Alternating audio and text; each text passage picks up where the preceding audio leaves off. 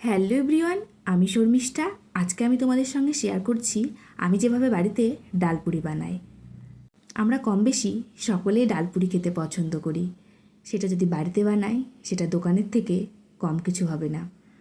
আমি এখানে ডালপুরি, ঘুগনি আর পনিরের সঙ্গে সার্ভ করেছি। তোমরা যে যেটার সঙ্গে পছন্দ করো সেভাবে বানিয়ে খেতে পারো। চলো দেরি না করে এবার শুরু করা যাক। তো প্রথমেই নিয়ে নিয়েছি ছোলার ডাল। ছোলার ডালগুলোকে অল্প একটু সেদ্ধ করে নিচ্ছি, তারপর এটা ছাঁকনির সাহায্যে ছেঁকে নিয়েছি। একেবারে শুকনো করে জল ঝরিয়ে নিচ্ছি।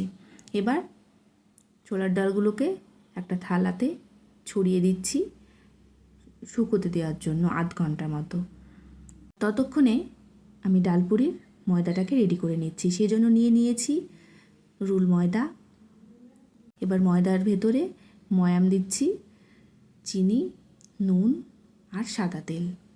এবার ময়দার সঙ্গে ভালো করে মিশিয়ে নিচ্ছি। আমার ময়দার সঙ্গে মেশানো হয়ে গেছে।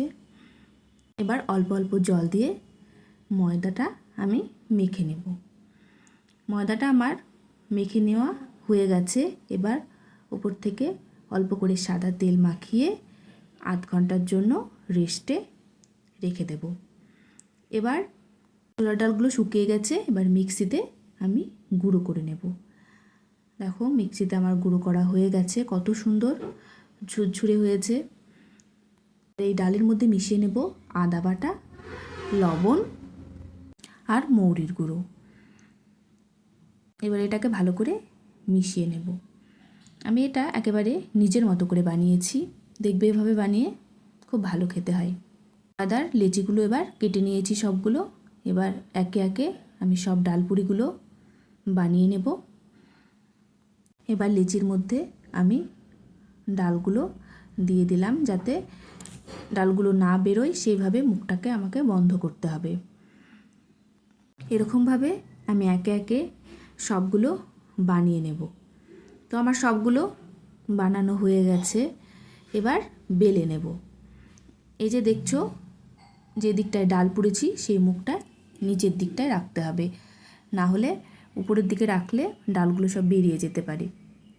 দেখো আমার বেলা হয়ে গেছে, একটু ডাল কিন্তু বেরোয়নি। এবার কড়াইয়ে তেল দিয়ে তার মধ্যে দিয়ে দিলাম বেলে রাখা ডালপুরিটা। দেখো কত সুন্দর ফুলে উঠেছে, একেবারে নরম হয়েছিল। সব ডালপুরিগুলো আমার ভেজে নেওয়া হয়ে গেছে।